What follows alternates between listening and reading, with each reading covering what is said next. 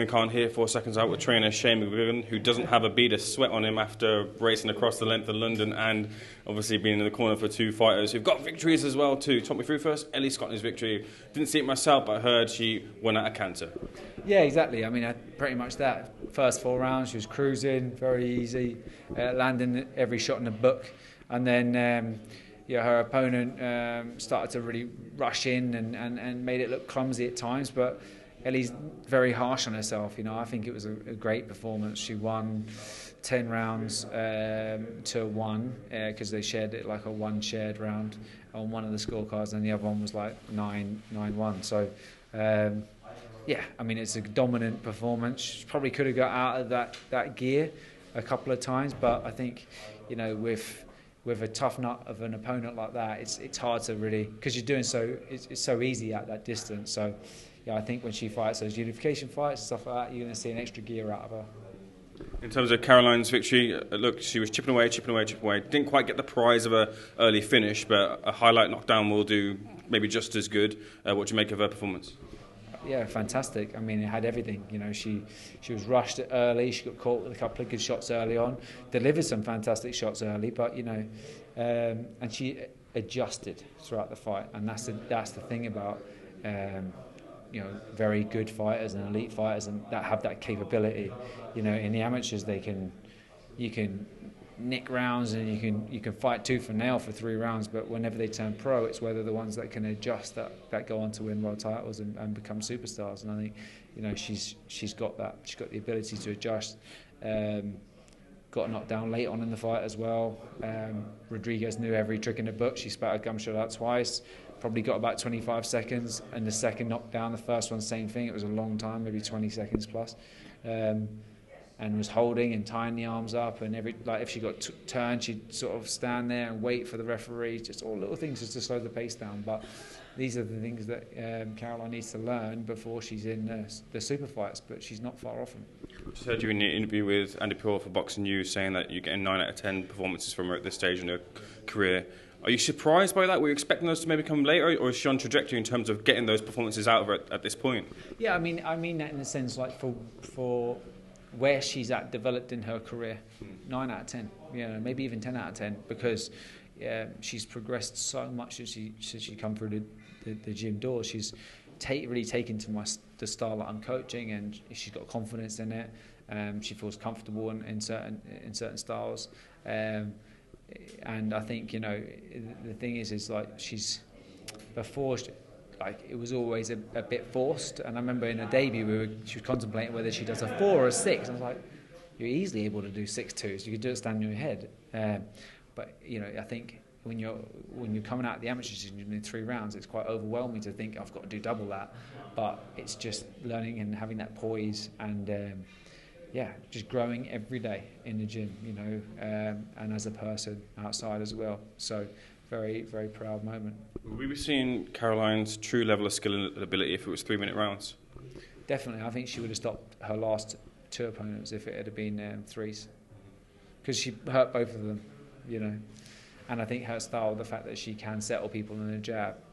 I think certain fighters, if they're in attritional fights, it's just going to be more of the same for 3s.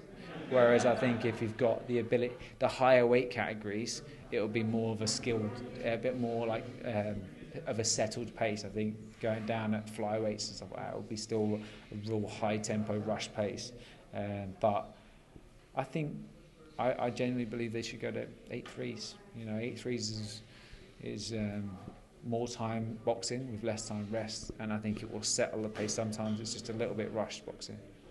We spoke about the IBO title and the build-up. Brushing that aside for a second, what's more important is probably if Caroline Dubois feels like a champion. Do you feel like she'll get that sense of being a champion that'll bring out an extra bit out of her as well too? Because there's that old adage of winning a championship does do that for you. Yeah, definitely. I mean, obviously Lauren Price has boxed for a British title, but up until then there wasn't really a British title for female boxing, and it was hard to get fights at that level because of the depth of the opponents. A lot of the opponents from South America, or whether they're from America or even parts of Europe as well. So you would have always had to have an international opponent to get a decent fight.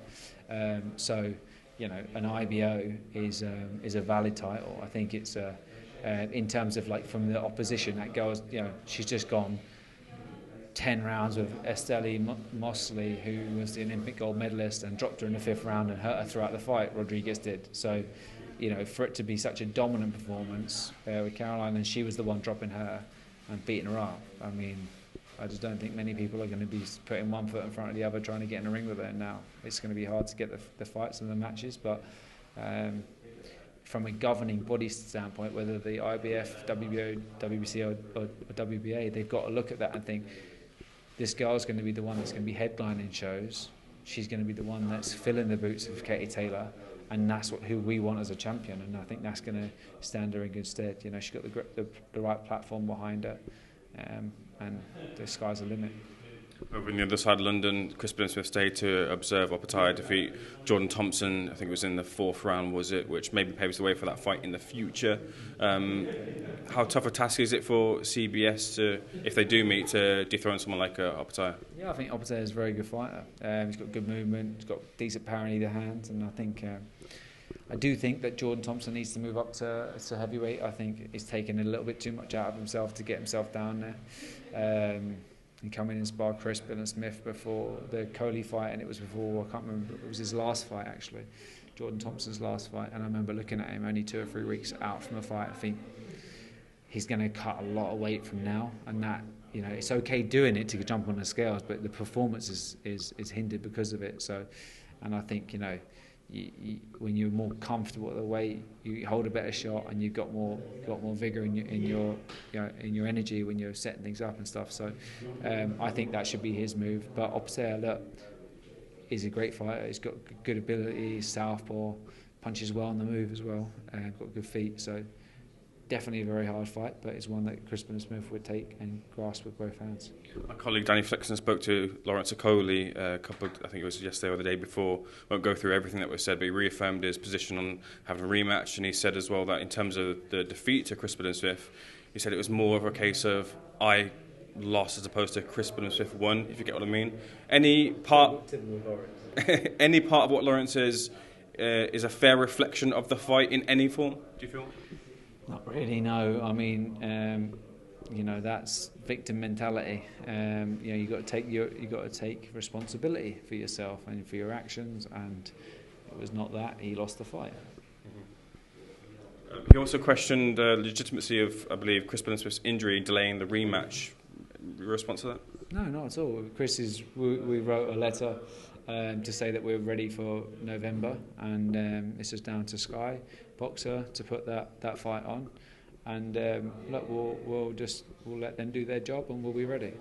One of the things I put your brain on, Fury Usyk is signed. Just want to get your thoughts on the fight in terms of, if Fury does win, is it a greater win or close to his win over Vladimir Klitschko?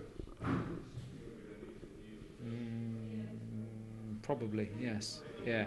I mean, it's a completely different fight.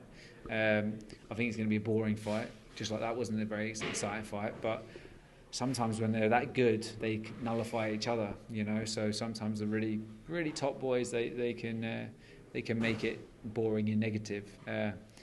But I think, if it goes ahead, and I know it's signed, if it goes ahead, and there's no injuries and there's no someone wants a little bit extra money or some little extra thing in the contract or whatever it is, then I'll be excited about it.